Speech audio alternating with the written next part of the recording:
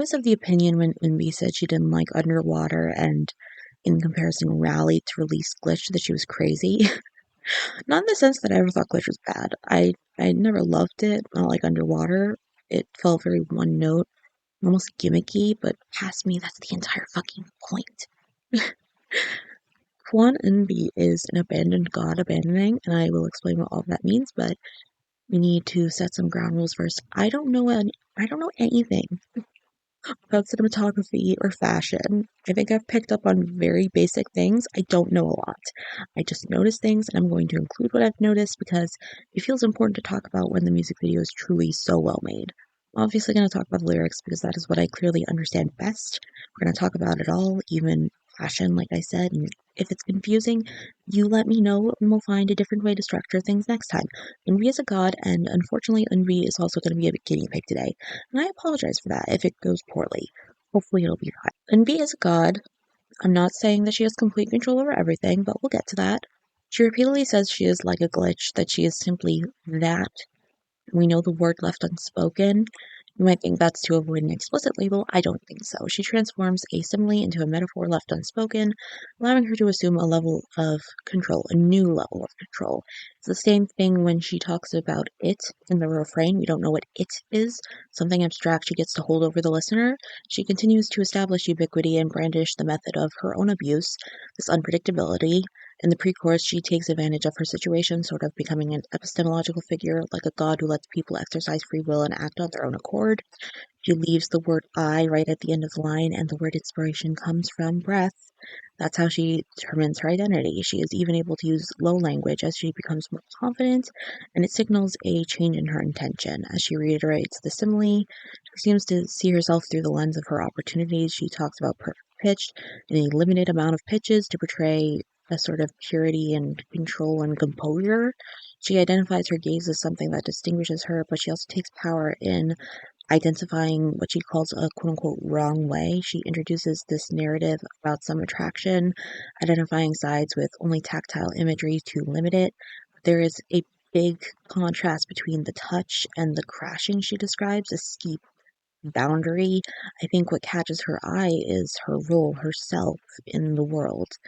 She even learns to predict the unpredictability, including the present and parenthetical shifts, like they go together. That all being said, she acknowledges some feelings of abandonment, and the abandonment by a god is a cornerstone of existentialism, this idea that you are responsible for your own actions because there's no one else pulling the strings.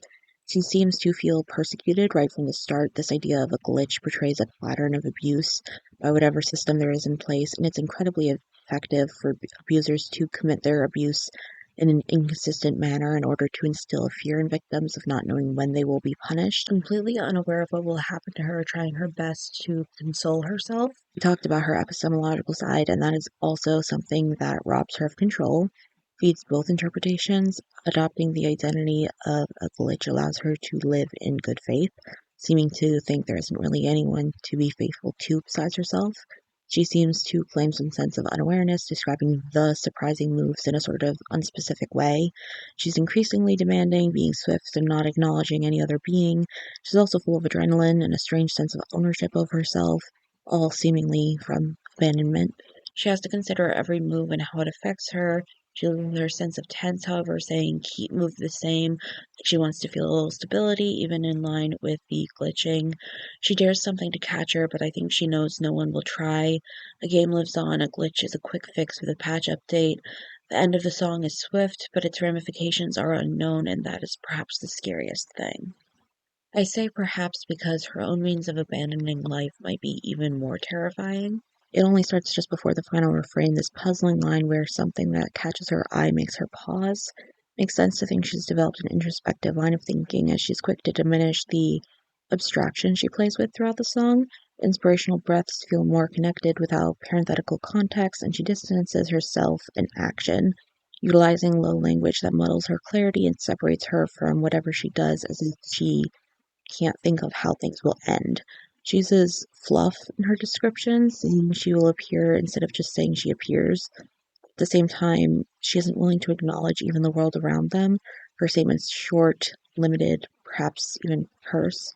She only uses a conjunction once in the bridge, a brief consideration of how she truly feels, there being no other apparent syntactical connection between the bridge's content.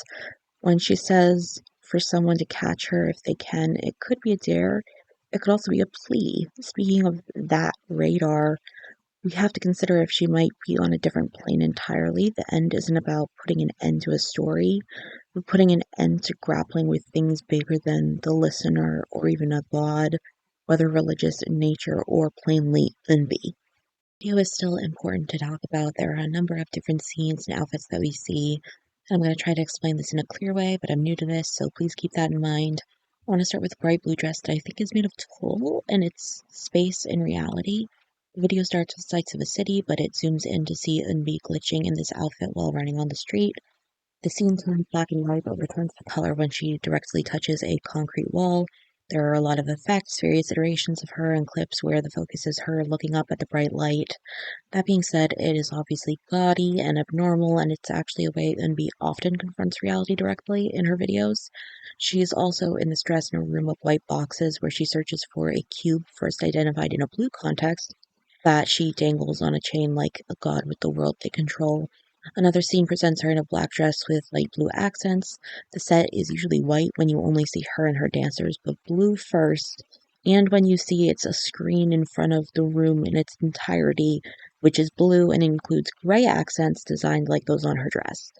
There are parts when the smaller set alternates colors and even parts with her fully in shadows. In the second verse, she introduces more outfits. First, a white feathery unitard, seemingly an allusion to angels, but with a slightly different connotation. It's actually seen briefly in the beginning of the music video, but this is when we see it appear a lot. I can't actually tell if there is something on her back to represent what would normally be obvious wings. I think there's just a lot of material on her arms, and that's what's confusing me. However, I feel it's important you can see her legs. I mean, it is a unitard, but if we don't have wings, legs represent our humanity because they ground us and allow us to move where we wish. Though we don't really see her feet more than once, I think that's important to her not being completely grounded, not being completely human. There's a motion trail effects like her every move is important and more than mundane, and we see her in the center of several rings that are dark on the outside but glow inside. Her hair is messy, but she is contained and projects multiple dimensions. There are also parts in an all-white room with different structures where she wears a mix of black and white fabric. The dress is white with a glittery top half but a tulle asymmetrical skirt, the longer side balanced out by the addition of half of a black jacket. The shorter side of the dress has part of a black jacket but no sleeve from it, instead having more puffy white fabric as a short sleeve. She also has tall black boots that we actually see a lot of. And in this dress, we see her with dancers in all black, but we also see her in a liminal space, suspended in air and struggling at first without her former grounding and control. We'll come back to that we'll come back to that conflict in a moment, though, because the bridge is truly its own moment. Background is an explosion with the takeover of bars of all different colors, but she's in all black with a lot of fabric on her shoulders and ankles, but it's almost like there's too much of her to control. In the end, we see her cube dangling, but we can't see if it's her hand holding it.